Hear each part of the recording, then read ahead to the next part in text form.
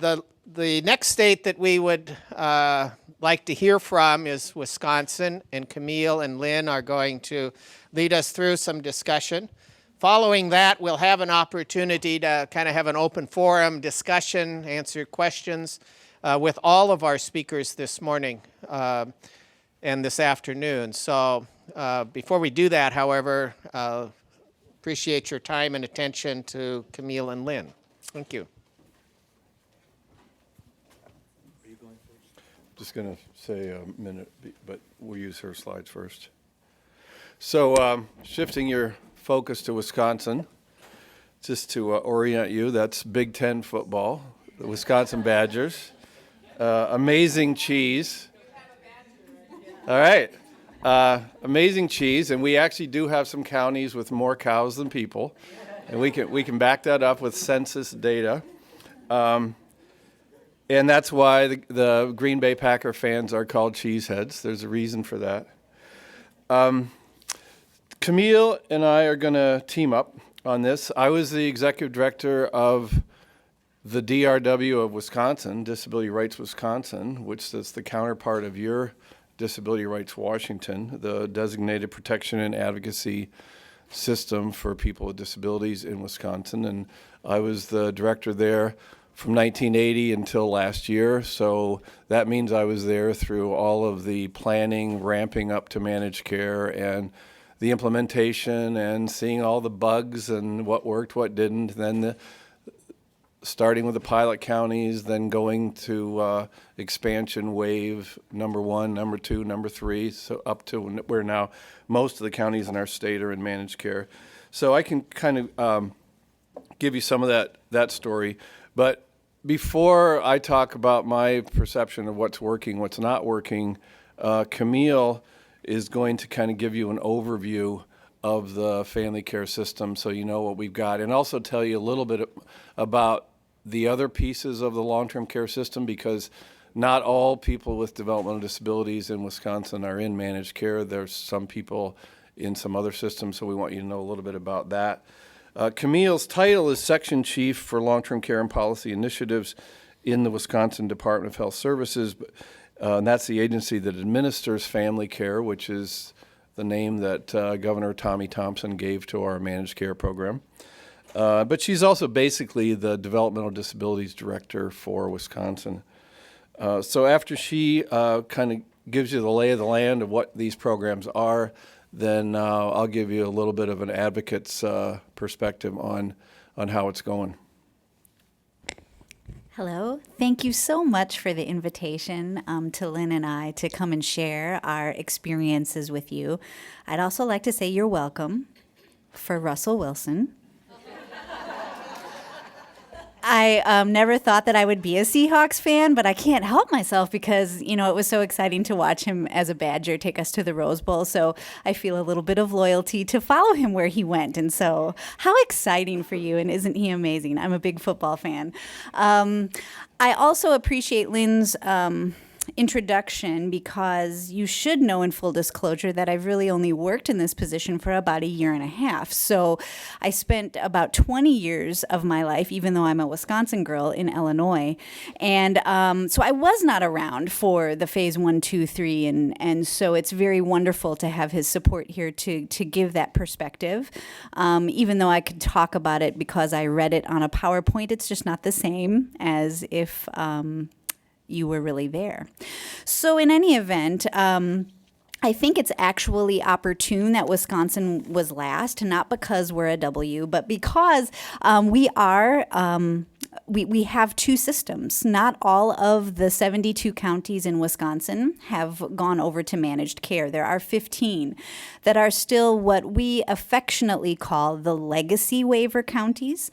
And so they are served currently right now under 3 waivers. One is called the Community Integration Waiver. We call it KIP. and that serves adults with intellectual and developmental disabilities. And then there's the COP waiver, the Community Options Program, which serves our frail elders and physically disabled.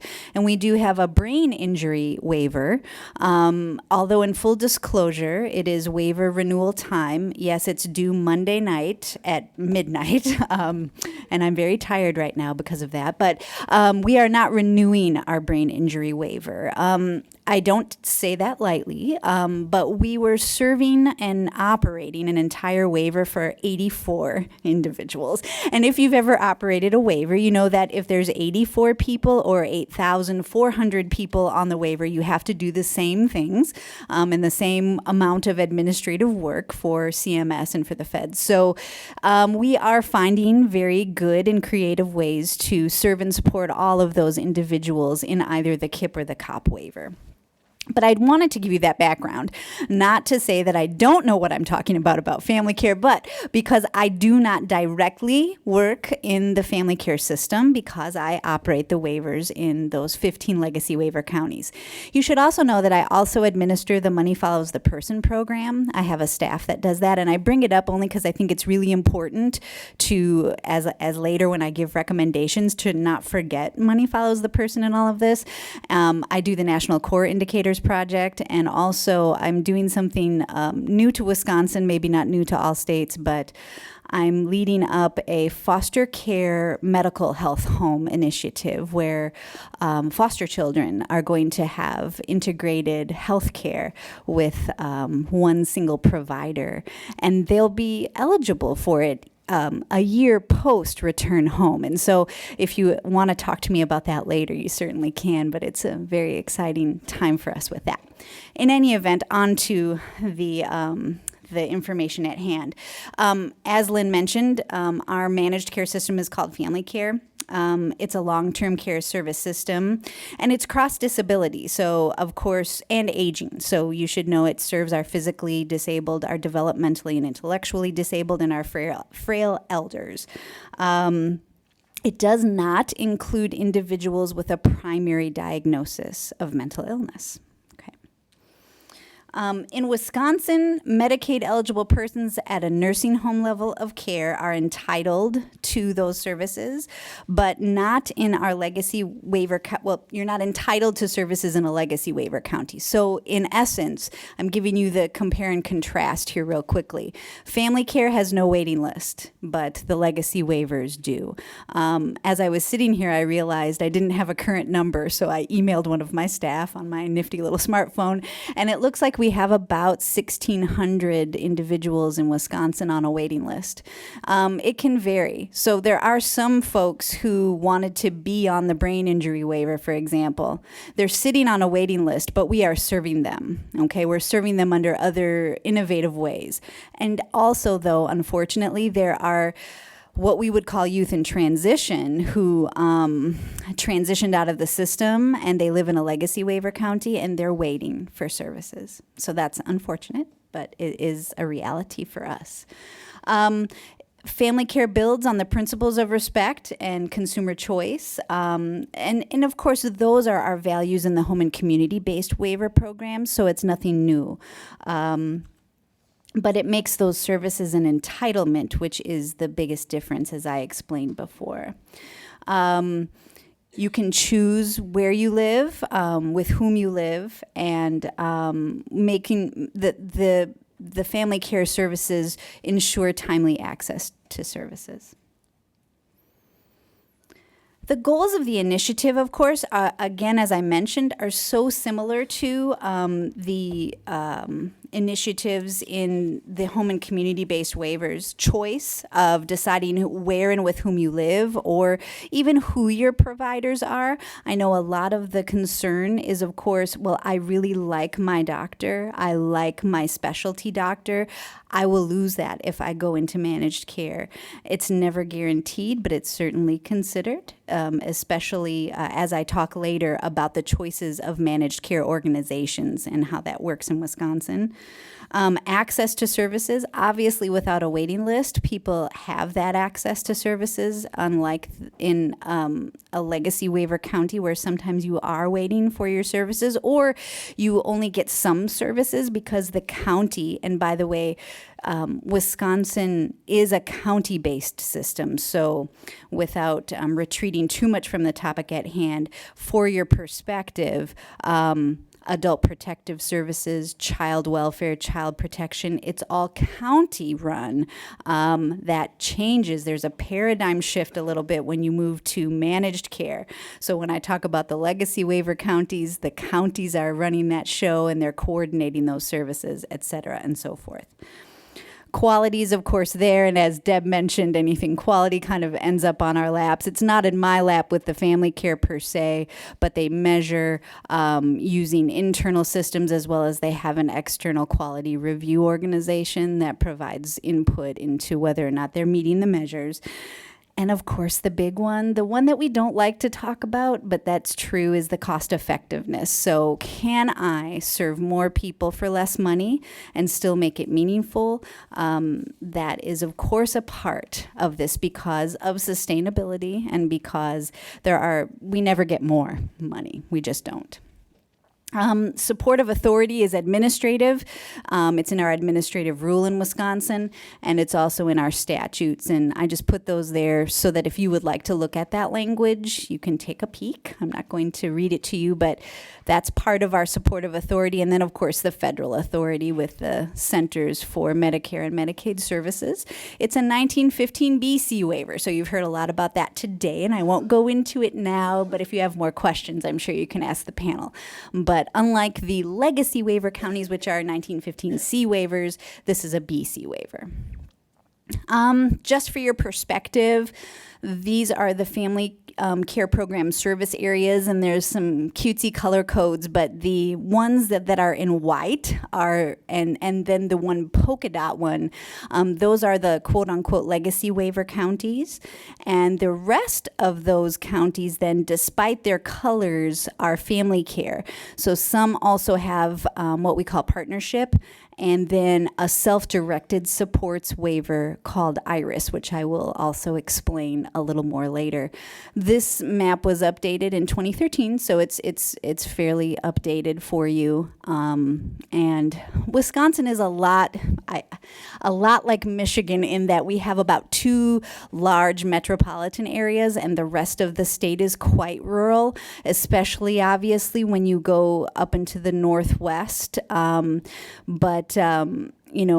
Again, I echo the sentiments of my colleagues. Oftentimes we have to, with family care, we have to take into consideration the regional needs and the local needs, and that happens in Wisconsin. So Milwaukee is obviously a lot different in its picture of family care than up in Bayfield County. We've grown since 99 and early 2000s when we did the initial rollout and pilot. We now have about 38,000 people in family care in Wisconsin. And so it's just a visual for you to see that despite the fact that all of our state has not rolled over to family care, we've continued on a consistent basis to grow in our numbers.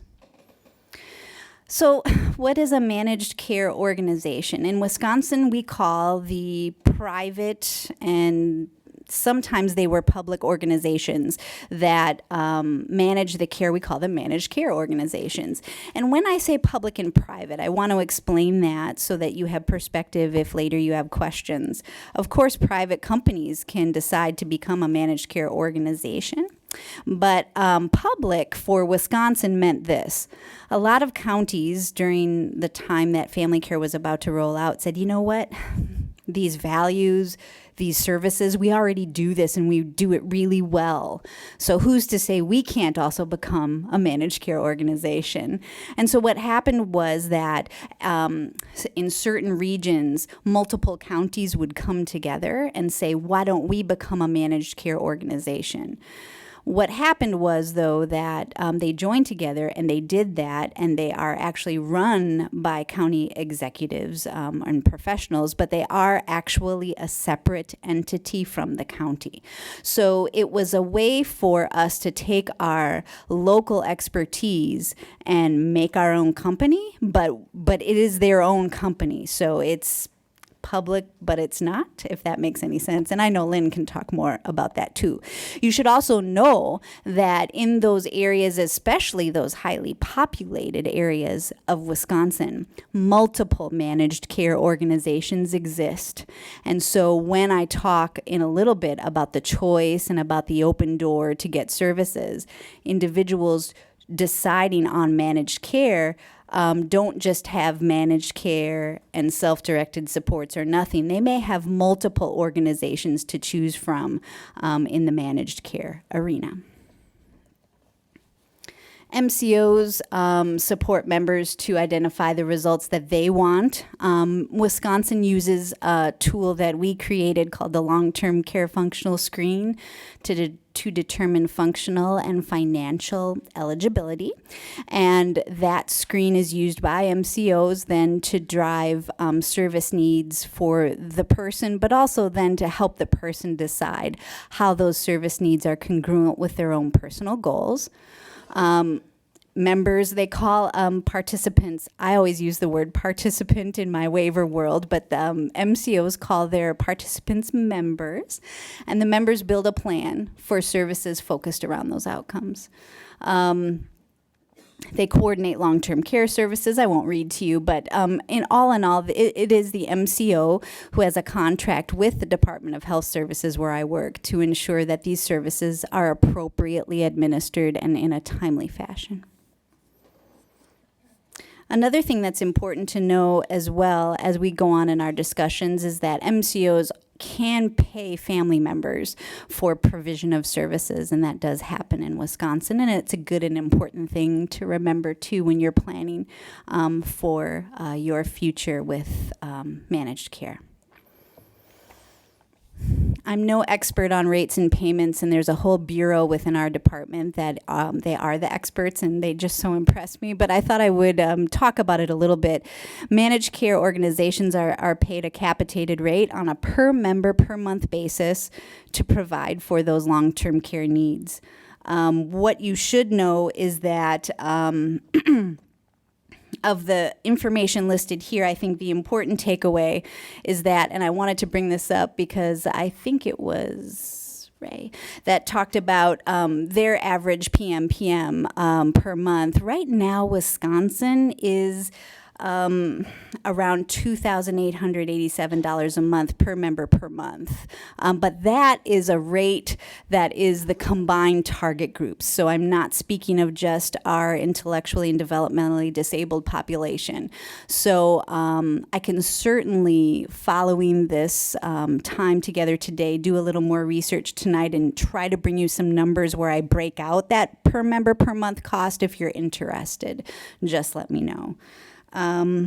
You should also know that in Wisconsin, every MCO does have its own rate structure. So, for example, in the legacy waiver counties where we set a rate for the services, MCOs can work to set their own rates. And so if you were shopping for services in Wisconsin and were calling around, you might get some different answers. And that is part and parcel of the privatization of sorts of the system.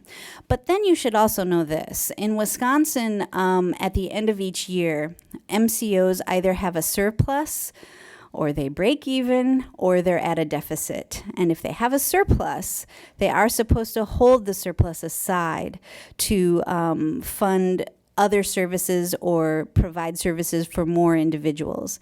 And if they have a deficit, they're supposed to eat it. So it's really important to visualize that, especially in comparison to the status of our legacy waiver counties where there is no such thing as a surplus because we have a waiting list, or if there were extra money, we would immediately obviously be expected to serve more individuals. So again, it's another paradigm shift for all of us to think about, but in Wisconsin, that is how it is handled. And I think if you just politely polled all of the managed care organizations in Wisconsin, you would hear them say that they don't tend to have surpluses, and maybe they do on the books, but they say they struggle to pay fair wages to their direct support personnel, for example. They find it to be quite challenging. And I think they would also tell you that it's not always a success. I think Lynn could expound on this, but we've had at least 2 or 3 of our managed care organizations go under. And the state has had to step in and make arrangements and take care of those individuals. So it's not a perfect system, and ours has been around for 13 years or so, but I wanted to share those nuances without reading the slide to you so that you could have a perspective about what really happens in Wisconsin at the end of the day, or on December 31st, or whatever you might call it. The open door to services in Wisconsin is through something called our Aging and Disability Resource Centers. And finally, all of our counties in Wisconsin have an Aging and Disability Resource Center, so it's a great success. Some of the counties share one, so there are certain areas that have regions, or some of them actually regionalize together to do their operations. But in any event, no matter where you live in Wisconsin, you can have your first open door be the Aging and Disability Resource Center. They're the first place you go if you think you need services, if you have services and want different ones, et cetera, and so forth. They provide information on a wide array of programs and services to anybody that walks in their door. They will explain long-term care options to you, and they really do serve as our access point. They are the first person you meet if you need long-term care services generally in Wisconsin. And what's unique about that for working in my building at 1 West Wilson in Madison, Wisconsin, is that all of our different divisions really work with this particular division that administers the Aging and Disability Resource Centers, because we all have an investment in, are they explaining our programs? Do they have the right amount of information? Don't give too much, et cetera, and so forth. So it's really a fantastic collaboration. One thing that you should know about this list that I have up here is that they do provide options counseling, but not to the extent that they say, well, you should go to this MCO because they do really well with this particular service. They're not allowed to do that. We have a firewall that protects that from happening, and so they give unbiased explanations of the service offerings in Wisconsin. The other good thing that I wanted to tell you about the benefit counseling is that they don't just share, oh, here are some options for you. The ADRCs in Wisconsin will actually help you apply for SSI or MA. And should you be denied, they will help you grieve that denial, and they will represent you at a hearing. So I really think that it's an excellent benefit, and I'm aware that not all states have that service for individuals coming through that open door. We also have, a family care partnership program. It's an integrated health and long-term care program for frail elders and people with disabilities. And that word integrated could be interpreted a lot of ways. So, while you're reading the goals of the partnership program, I'll just let you know that the word integrated means that it includes, the partnership program includes long-term care and acute and primary care all under one capitated rate. So it's distinctly integrated, and I wanted to point that out to you because I wasn't explicit about it in my PowerPoint. But should you want to know more about what that means and how it's administered, I know you will find a lot of information on our Department of Health Services website. And also, if you hearken back to that map that I had, you'll see that not all areas of the state have this, so it's just a certain portion. But obviously, and first and foremost, it's to improve the quality of care and to reduce fragmentation in care for certain individuals who need supports and services. Another part of our history in moving to managed long-term care, and Lynn could probably correct me if I'm wrong, but in the beginning we went full force and said, let's do some pilot counties and start managed care. And then CMS called. It's like there's a red phone kind of, but they called and they said, well, you know, if you really want to keep going with this, you need to provide a self-direction option. And so Wisconsin said, okay, we'll do that. And so they created this waiver called the Include, Respect, I Self-Direct, which we simply say is IRIS program. And in the beginning, I know many of my colleagues who work in this program say that the department really thought maybe 200 or so people would opt for this instead of managed long-term care. And today, we have 8,800 people in IRIS. Now remember, there are 38,000 people or so in managed care, but 8,800 is a lot more than 200. And so the staff has grown. I think there used to be 1 or 2 people working this program, and now there's a whole entire section with a section chief like me and so forth. It's really exciting. I collaborate with them often because, of course, they do serve and support some adults with intellectual disabilities. But because it just makes sense, we are trying to make all of our waivers quite congruent in Wisconsin. I think, I'm sure Michigan hears this and others do too. You have all these waivers. How can you possibly have all these other performance measures? They should all be practically the same. And so I work very closely with the IRIS program in that respect. And our National Core Indicators project interviewed probably 75% of our interviews ended up being with IRIS participants. But in essence, it is definitely self-directed. The long-term care functional screen sets a budget amount. It isn't directly correlated, obviously. People use their own logic to determine, but then the individual hires their support staff, and they have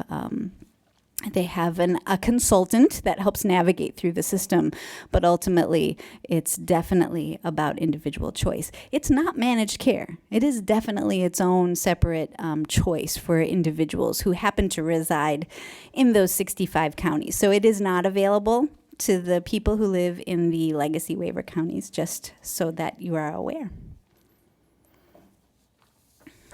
Those are our participation numbers, and I really, at this time, instead of doing it in the rates, I did pull it out with our participation numbers of adults with intellectual and developmental disabilities. Not for IRIS, I did not. That's their total population. I can get you that number if you so choose. But for family care, there's about 13,000 or so individuals with developmental disabilities served by family care. For partnership, it's about 342. And again, the total family care numbers, it fluctuates up and down. Some of the numbers I've been researching, but between 36 and 38,000. I also wanted to give you perspective, though, for the legacy waiver counties in total. I know that my staff support about 6,500 folks, and 3,400 happen to have intellectual or developmental disabilities. I spent probably the first decade of my career in child protection in Illinois, and then moved on to other investigative activities and made it to working for an agency in that's housed in Wisconsin but in Illinois that serves adults with intellectual and developmental disabilities. And I think that that's why it's so natural for me to have partnerships with places like the Board for People with Developmental Disabilities and with Disability Rights Wisconsin. I put these up here just for perspective.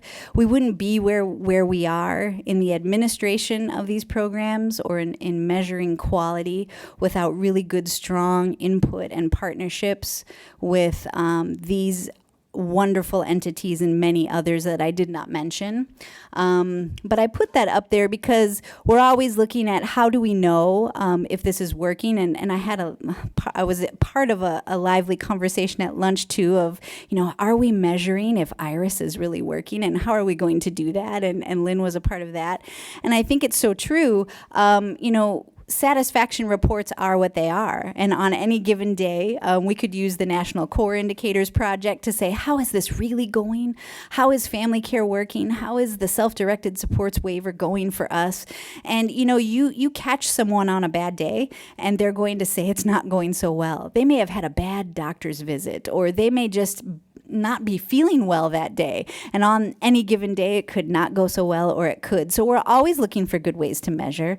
Overall, the reports that are out there on our department website, of course, indicate that things are going well and that very few people choose to leave the IRIS program, for example. And I do think that's true.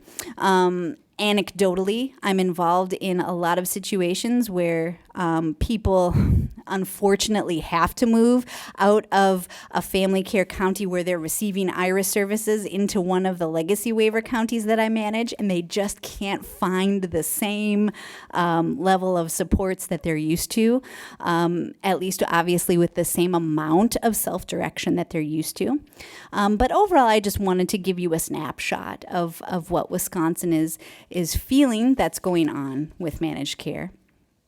But I also know that there are a lot of other considerations. And so before I actually come back to the podium later and give you some of my recommendations about, hey, Washington, you should really, really think about doing this or that, I'm going to turn it over to Lynn, and so he can give his perspective on the managed care in Wisconsin. I'll just say that before family care was presented to the legislature in 1999, there were really about 5 years of conversation in Wisconsin about long-term care reform and what that means. And there were particularly 2 years there where there was a lot of focus groups around the state with people with disabilities, elderly people, local advocates, family members, providers. There was a lot of conversation about, well, what is it we like about the current system? What is it we don't like? What would we like to see in the future? And I think that was really important in ramping up to what actually was eventually submitted to the legislature. And those recommendations that are in your folder, the NSCLC summary basically of the CMS guidelines, I think there's some really important stuff in there, so I'm going to refer to those a couple times. And in this particular case, there's one recommendation, number 2, about stakeholder engagement. And I really want to strongly encourage you to take that seriously. And that doesn't mean just, a few of the usual suspects in the cities, but actually get out there and talk to people around your state about what they want, because if you make this move and you change over, there's a good chance that this new system you're creating is going to be around for a long time. So if you're really serious about hearing from people what they want, I suggest you ask them before you do it to them rather than 2 years after.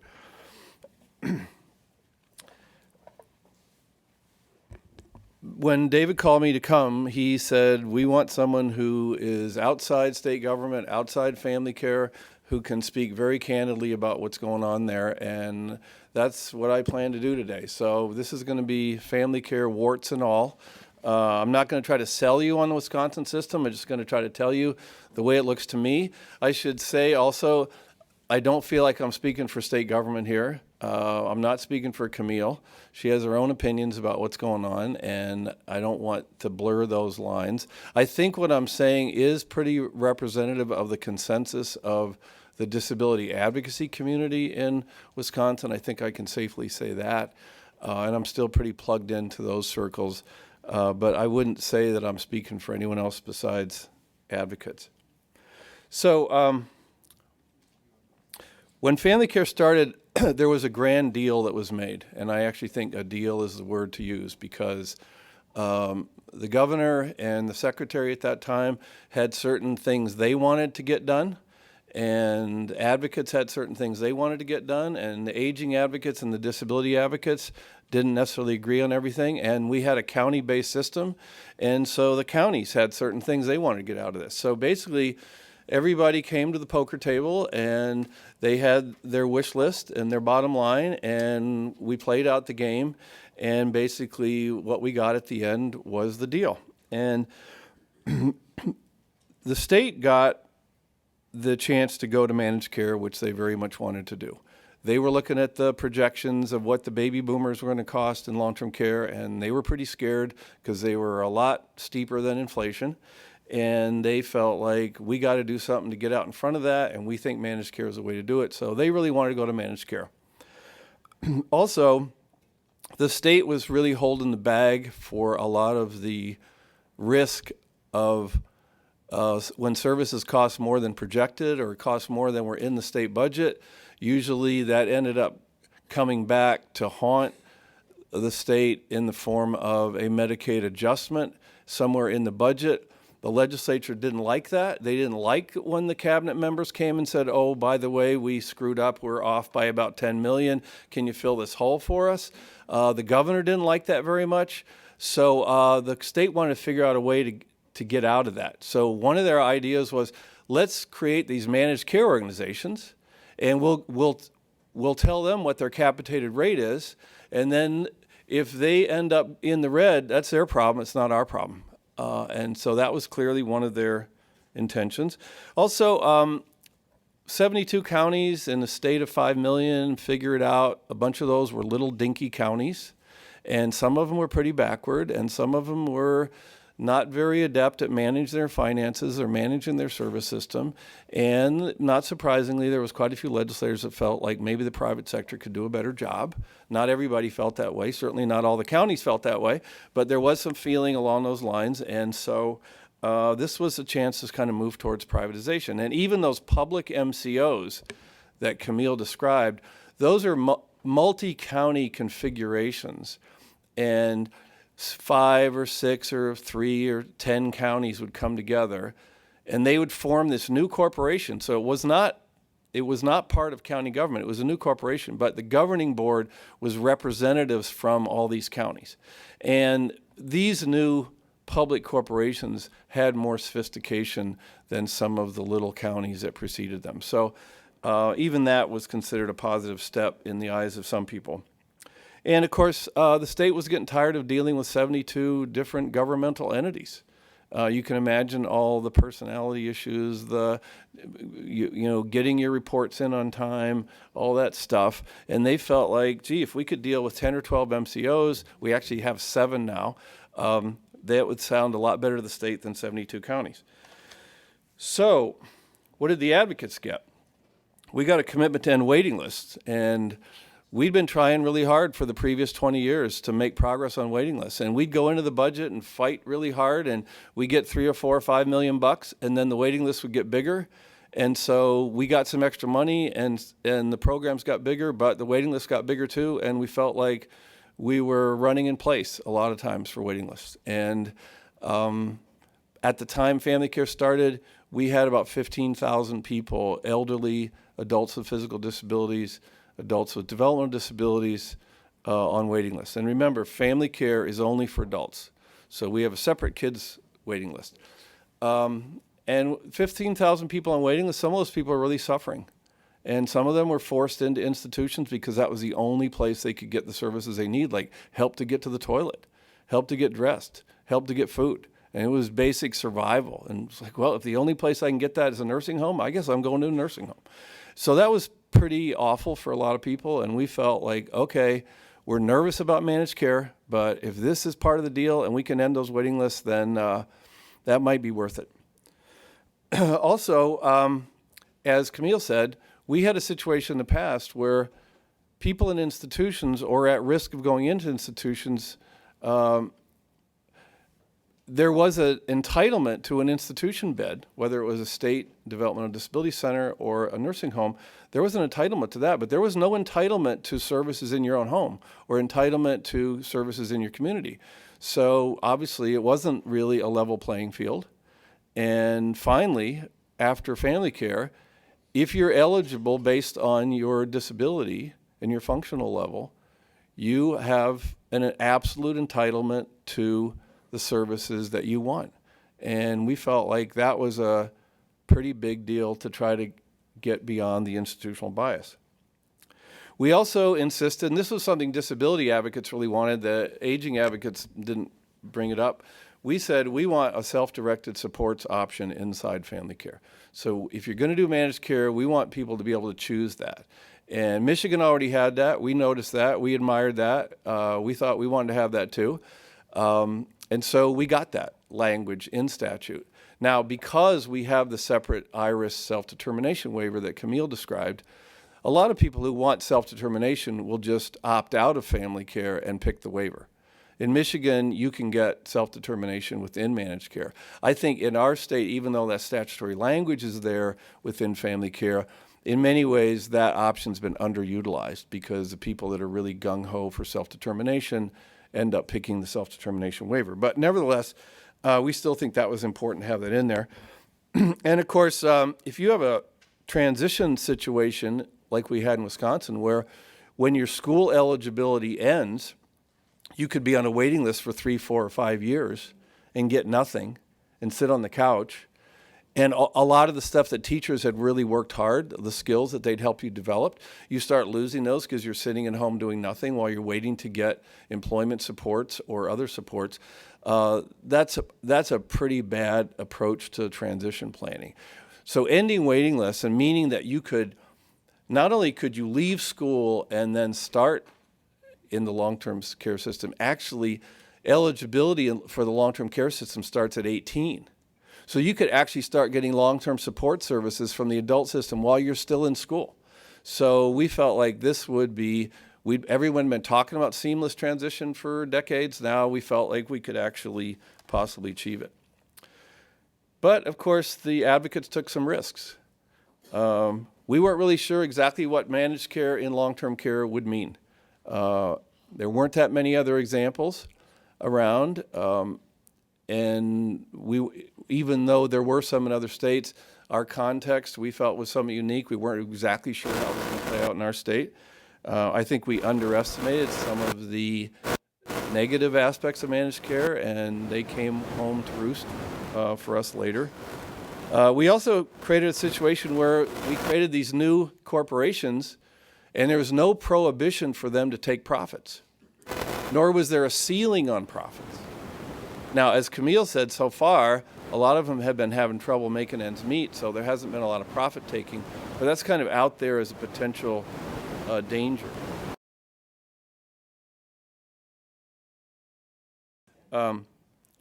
So I think there's potential dangers out there that a managed care organization could really be draconian about cutting costs and could walk away with 20 cents on the dollar and take 20 cents out of the taxpayer's dollar in the provision of managed care. It hasn't happened yet, but it's sort of out there as a potential danger. The other thing is loss of accountability to a local public authority. I mean, one of the things about 72 counties is you're not that far away from the county human services director. You do have a county board supervisor who you're in his district or her district, and if things aren't going well, you can go to them. There's annual public hearings on the county budget. There's a lot of stuff close to home that creates a circle of accountability. With a large managed care organization, the headquarters could actually be 300 miles away from you. And it's a private board. It's not an elected board. They don't necessarily have to respond to constituents the way a county board member has to. They don't have to have public hearings on what they're doing. So that, I think, has turned out to be probably somewhat of a negative. And then the last thing is capitated rate setting. Camille mentioned it.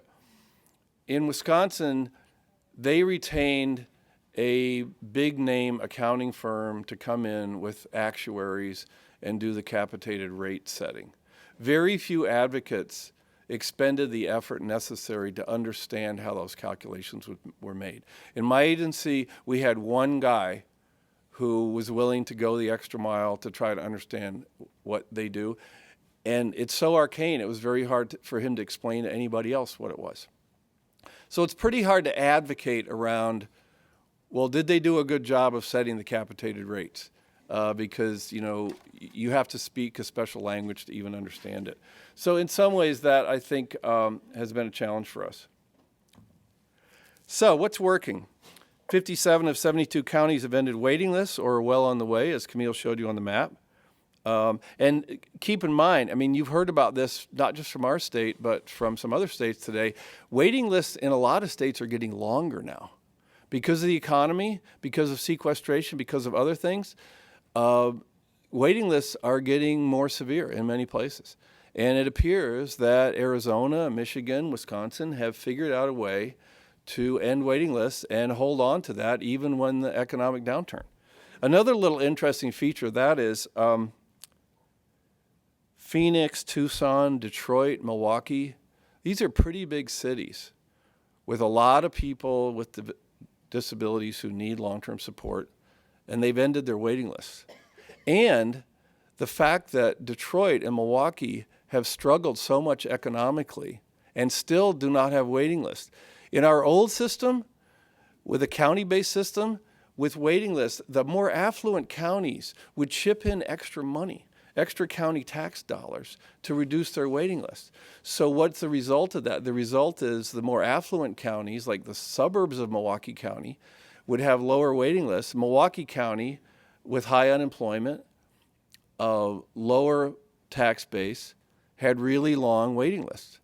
But in implementing managed care statewide and saying there's no waiting list anymore for anybody, we really dealt with the economic discrepancies in our state and no longer had a situation where if you live in one of the less affluent counties, you're less likely to get long-term support services.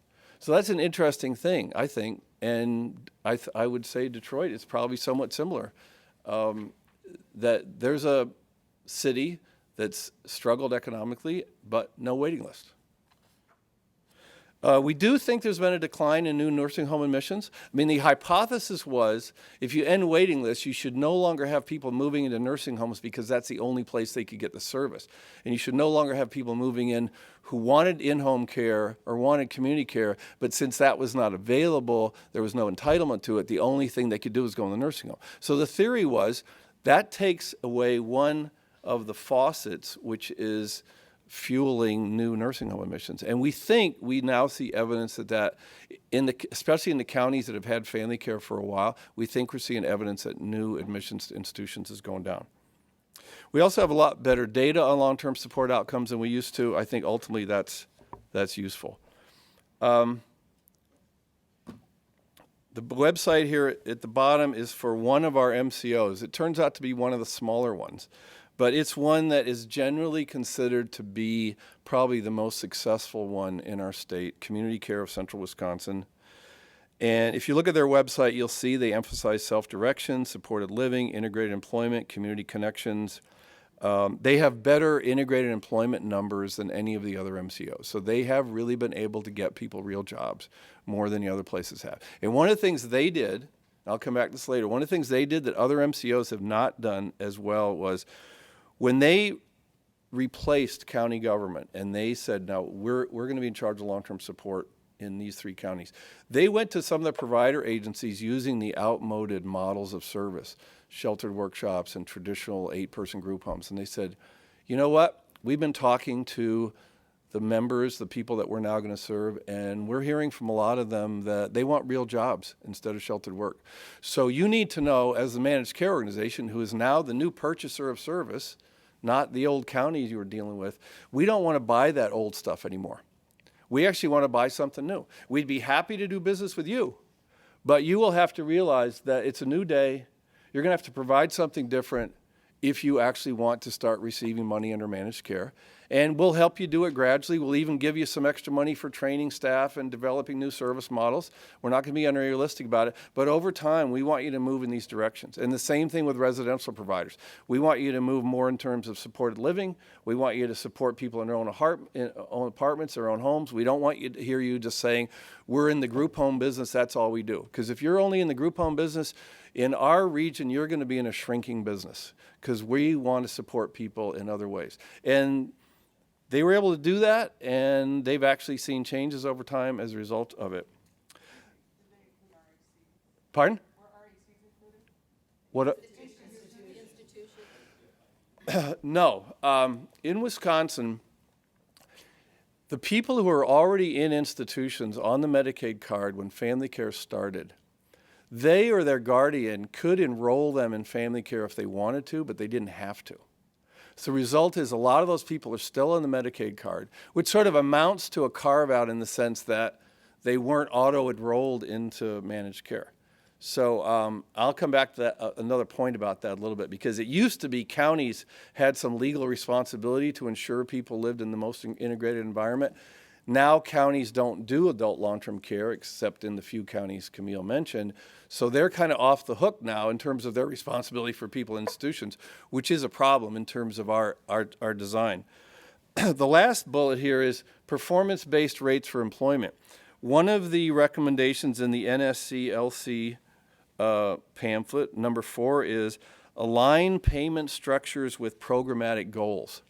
And this is the only MCO which is basically said to providers, guess what? If you get people real jobs, we'll actually pay you more for that.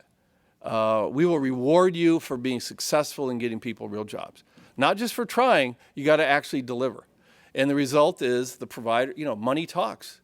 The provider's got it. It's like, oh, we're not going to get paid the same amount for putting people in segregated programs or talking about getting them jobs but not getting them jobs. We'll actually get more money if we really get them jobs. And we're hoping other MCOs are going to pick up on this.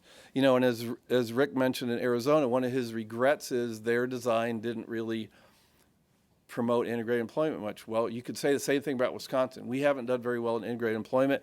This little MCO that's doing this is sort of the exception to the rule. So in terms of what's not working, missed opportunity to phase out old models and expand new ones.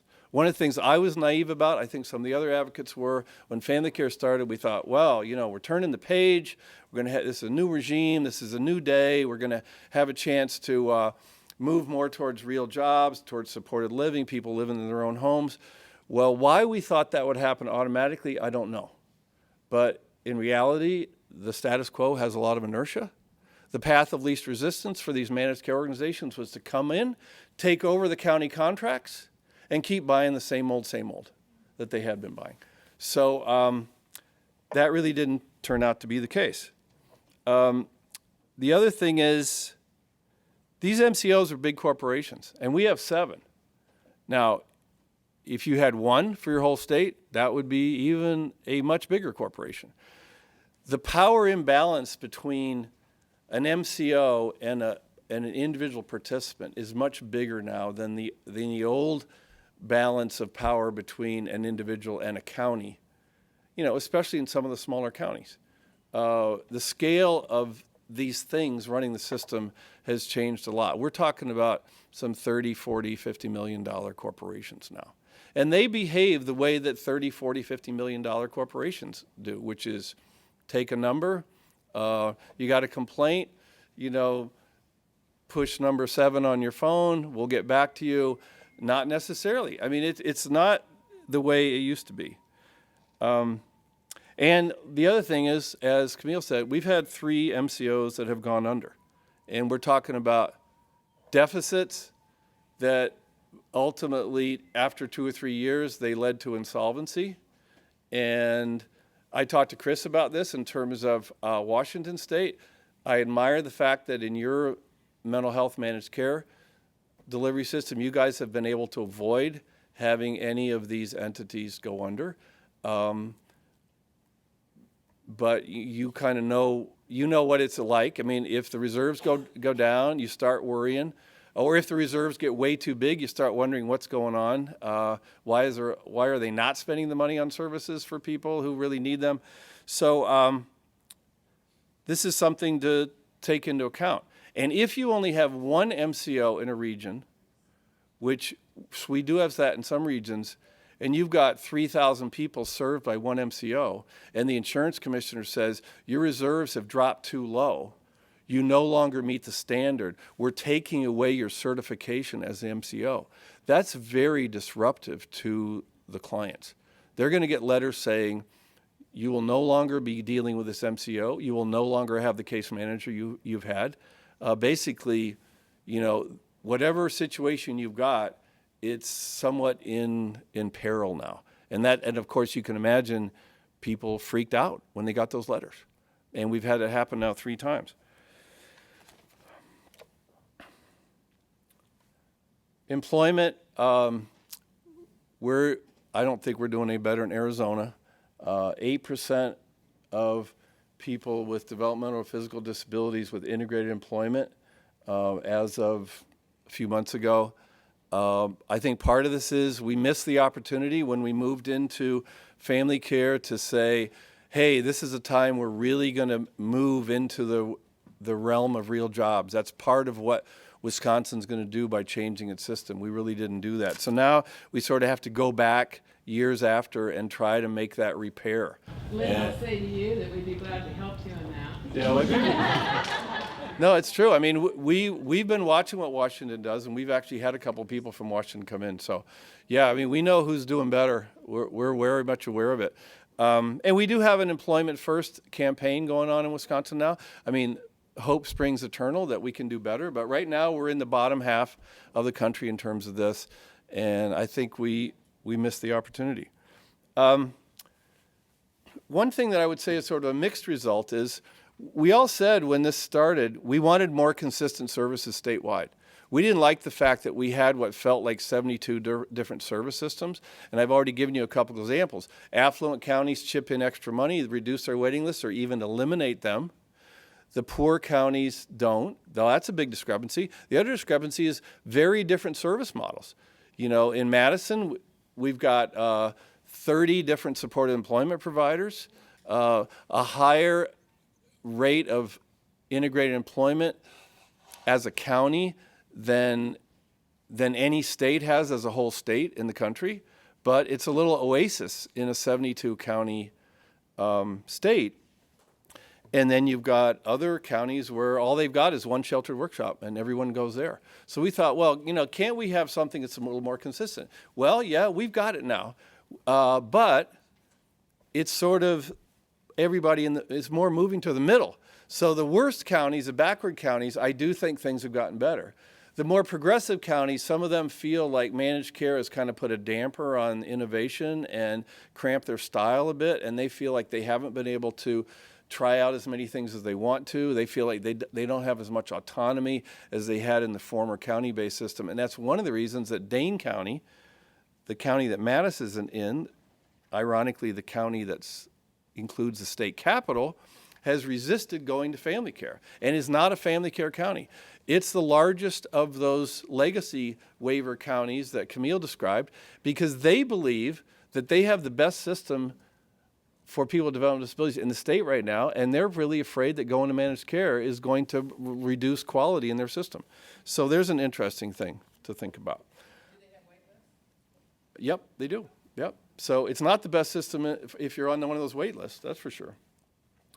So there's some things I think are, and Rick talked a little bit about this, I think there's some things that managed care is vulnerable to that I would say are not just Wisconsin specific. I think you ought to be on the lookout for these. One is the pressures of scale.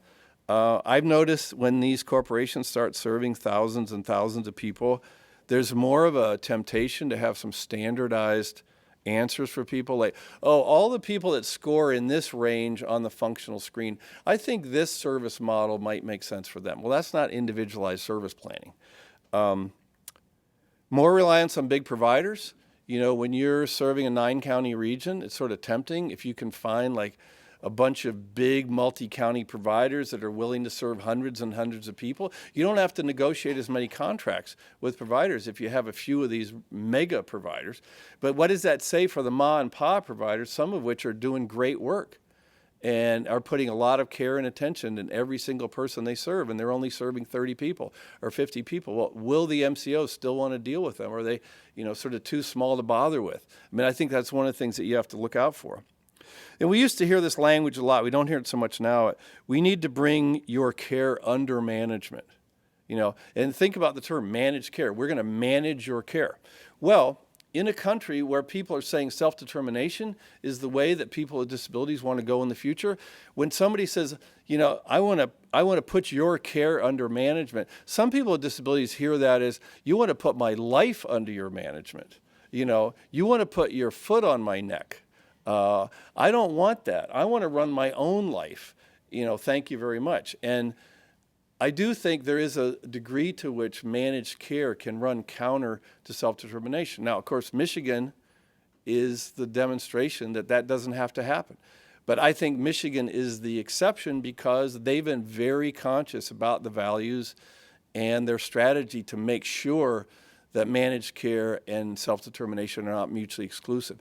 But I think that we all should take a page from that, because I think if managed care is going to be a place where people can experience self-determination, I think you have to have that consciousness and commitment to it that Michigan has. Otherwise, I don't think that that's automatically going to happen. We see some very highly paid MCOs of CEOs are getting paid a lot more than the county human services directors were paid. A lot more. They're getting paid more than the governor, more than any of the legislatures, more than members of Congress. That's been an eye opener for people on SSI and Medicaid, thinking, wow, the people that are responsible for my services can make $500,000. I didn't see that coming. And some pretty fancy buildings paid for out of the Medicaid administrative cost portion of the capitated rate. I already talked about public accountability. Camille mentioned at the end of the year, some MCOs have a deficit, some have a surplus. The ones that have a deficit, we would often see these kinds of things happening. Belt tightening messages from management, like we all got to watch the cost. Well, even if they didn't send an email that says we need to cut people's service plans, that's how some of the case managers heard the message. And so we saw situations where providers got rate cuts, sometimes pretty big. Significant numbers of people get service plan cuts in that 12 months following the deficit. We even saw some people forced to move. And the way that works is you got a residential provider serving, say 100 people in an MCO region. The MCO says, we're going to cut your rate by 20%. The provider says, well, we couldn't possibly handle a 20% cut. We can no longer serve these people. We'll go broke. So then the MCO says, okay, we'll shop those services out and we'll get another provider. They find another provider who takes the 20% lower rate. But guess what? The first provider actually had the agency's name on the leases of these places, or they own the group homes. So when you get a new provider, you actually have to move, because the only way you could stay in the group home you were in is if you stayed with that provider. That provider is no longer doing business with this MCO. So a provider rate cut can actually result in 60 or 80 or 100 people getting a letter saying, you will be moving next month. Some family members got their hours cut. And you know how that works. What you say to family members is, well, he's your husband anyway. As his wife, you ought to be providing some care anyhow. And we've revisited it, and we actually think you ought to be providing more of that unpaid as his wife and less of it paid by us. So we're just kind of going to change that balance for you. Or, telling parents of adults, you'll have to provide more unpaid care. So we've actually seen some of this. And of course, high-cost people is where the biggest potential savings are. So if you're going to cut some service plans and you want to really create some significant savings, well, you would tend to maybe look at the high-cost people. I mean, these are generalizations.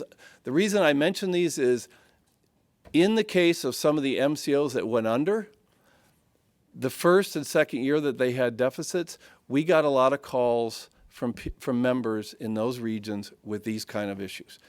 And it was pretty obvious to me what the cause and effect was, that they were trying to deal with their deficit. So the Olmsted decision of the ADA, the way it plays out in Wisconsin, I said before, we think institution admissions are down. We actually have had some institution downsizing since family care started in 2000, but interestingly, it was mostly people who were on the Medicaid card, not in family care, and the downsizing happened as a result of special institution downsizing initiatives that our state created parallel to family care. So the reason I bring this up to you is I wouldn't want you to think that our reduction in the institution admissions was a direct result of family care, because to a large extent, those people are carved out of family care. They usually don't enroll in family care. They're actually prohibited from enrolling in IRIS. In the self-determination waiver, you're not eligible if you're in an institution. You would have to move out to enroll. The only reason these institution declines took place is because we had these special initiatives. So in Washington, if you have people in institutions, and of course in Wisconsin, we're talking about nursing homes too with elderly people. If you carve those people out, don't expect to see a reduction in institution admission unless you create separate initiatives to target those populations. Otherwise, I think they just may be forgotten about. Now we know, especially because of what's happening in Oregon, that sheltered workshops are considered part of the Olmsted decision. The Department of Justice is now saying reduction in people being sheltered workshops, that's part of implementing the ADA. We have not seen much of that happening in Wisconsin. I already talked about that before. The statutory language that said counties are responsible for helping people live in the most integrated setting, that still applies in those legacy waiver counties that Camille was talking about, where we still have the old waivers. It doesn't really mean anything in the family care counties because the counties no longer are providing long-term care. And we didn't replace that statutory language with any statutory language that talks about the responsibility of managed care organizations to concern themselves with most integrated setting. And also, MCOs can avoid serving hard-to-serve people by not doing outreach to institutions. Or even when somebody's referred, they might mention to them, well, you know, you could place your son or daughter in an institution using the protective placement procedure, and then you could do that on the Medicaid card. So there's a way that you can sort of steer people away. So just briefly in terms of participant rights, something that happened in Wisconsin is a lot of the protections that people had in state statute under the old county-based system, those protections were not automatically put into state statute when managed care was created. And when advocates brought it up, what we were told by the executive branch was, well, not to worry, we're going to put that stuff in the contract between the state and the MCOs. So you don't really need to bother the legislators with all that stuff. Well, what we didn't think about at the time was, if those protections are in a contract between the state and an MCO, a member is not a party to that contract. Members don't sign those contracts, and contracts are only enforceable by the parties. So if an MCO does not provide a particular protection, the only solution is for the state to enforce that provision. And if the state doesn't enforce it, either because it doesn't want to or it's too busy doing something else, the member is sort of out of luck. And when the member would come to our agency and say, hey, can you help me enforce this? That's when we realized, that's a contract law issue between the state and the MCO, and we as a protection advocacy agency, we're not a party to that contract either. So I think that was when people say, well, what are the important rights issues? I will in a minute enumerate some of the kinds of rights issues that come up, but frankly, I think on the macro level, there's bigger fish to fry than just what are the list of rights that get violated. The bigger fish to fry for me is where are these rights going to be spelled out? Are they going to be spelled out in state statute or in Medicaid regulation only or in the contracts? And if so, that's going to really affect the enforceability of those. The other thing is just the dynamic of dealing with a big MCO. We heard stories of people who would file complaints, and they were invited to come into the MCO headquarters and have a meeting to discuss their complaint. And they'd walk into a conference room, and there would be 10 MCO staff and one person, unaccompanied by an advocate.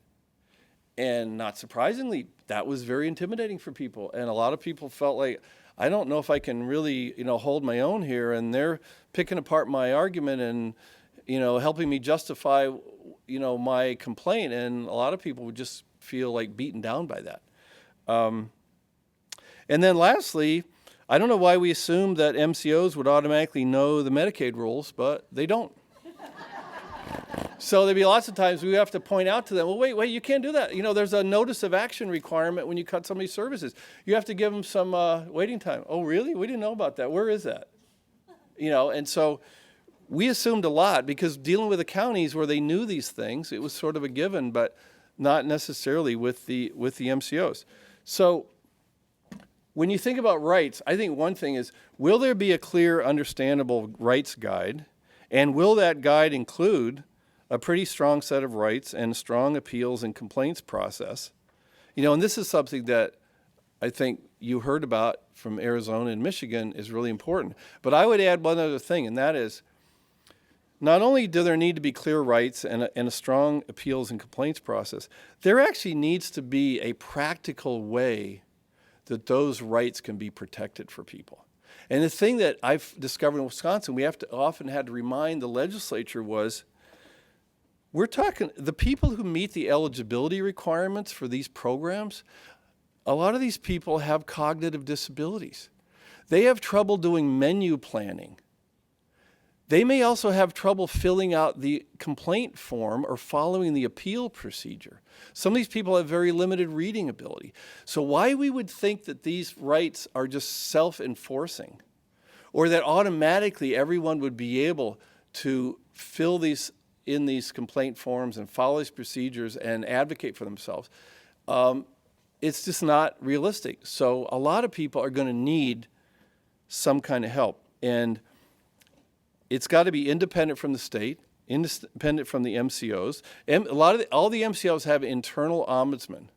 But what we discovered is, if what you want to complain about is the MCO's decision to cut your services, the internal ombudsman does not have the power to overturn that, and usually doesn't necessarily even want to challenge its own employer's service cut decision. So what the ombudsman will do is sort of re-explain to you the justification for the cut, and give you the forms you could complain and appeal with. But they won't actually be your advocate. And realistically, why would we really think they would be? I mean, they're not going to go up the food chain in their own organization and challenge the bosses. It really has to be somebody outside of that. And in Wisconsin, it took us a few years to do this, but we ultimately convinced the legislature to create a family care and ombudsman program. A number of advocacy groups pushed for this. So then that was a request for proposal. My agency competed for it. We got the grant. And it was set up in such a way, it was a formula funding, so that as the number of members in family care and IRIS grew, automatically new funding for additional ombudsman staff would be appropriated. You didn't have to go back to the legislature every time. It had these steps, funding steps, that would basically coincide with increase in the program size. And it is a contract with the same agency that administers family care. Some people would say, well, that's not independent enough. But we were able to get contract language that gave us a lot of freedom to pick and choose the cases we would take, to pick and choose how we would handle the cases, to decide when we would use formal administrative challenges, when we would use informal methods. We can't sue the state. We can't sue MCOs. That's prohibited. But keep in mind, we're the Protection Advocacy Agency, so we have other federal funding that we could use when litigation is necessary, but it turns out it really hasn't been necessary. We've been able to utilize the ombudsman advocacy methods pretty successfully to resolve the large majority of things that come our way. And now I think there's 7 ombudsmen deployed around the state. There's one attorney who trains and advises the ombudsman and helps them interpret contracts and the law. The attorney doesn't sue the state, but there is a legal function to perform. And then there's a head of the whole program. But I feel like if we didn't have this in Wisconsin, there would be a lot of people having problems that we wouldn't be able to help them with. We just wouldn't have the resources as the P&A, along with all the other cases we get, special ed, mental health, accessibility, et cetera. We just wouldn't have been able to handle it. So this I won't spend much time on. Actually, I did put our website there, so there's a little more information about the program there if you want to look at that. I did list some of the most common kinds of calls that the Ombudsman program got. I won't spend much time on this. I think it's pretty self-explanatory. I mean, people have rights to all these things under family care, and when people experience violations of these rights, they would often call us about this thing. So I'll cut to the chase here. Here's my advice to you. Don't underestimate the inertia of the status quo.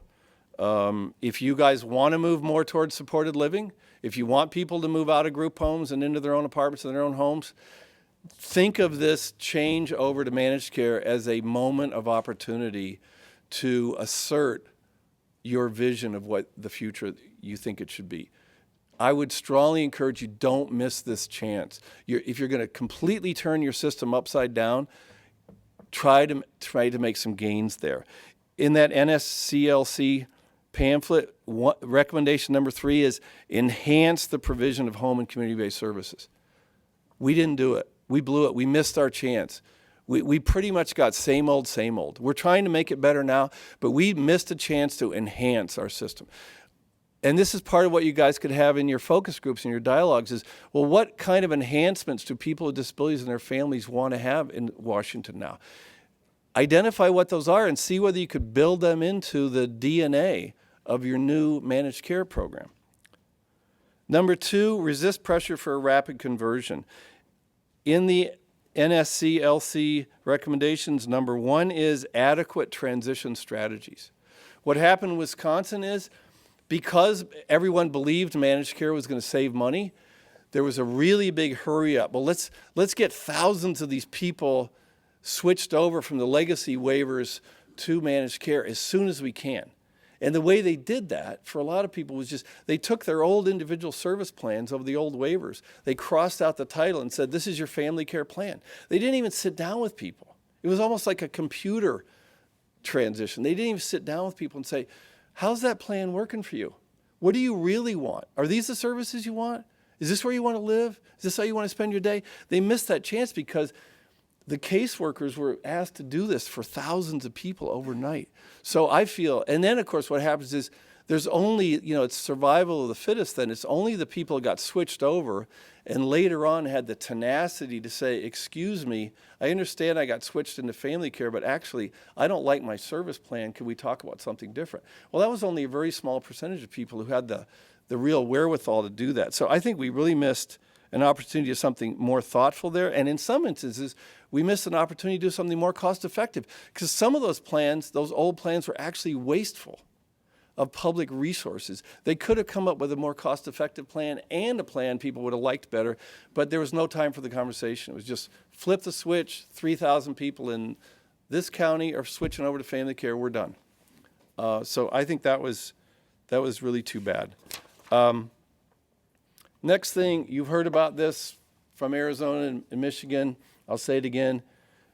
Whatever values are important to you, whatever you want services to be based on, make sure that is put somewhere that's pretty indelible. If that's just like a policy issuance of this year's head of the department, next year's head could erase it.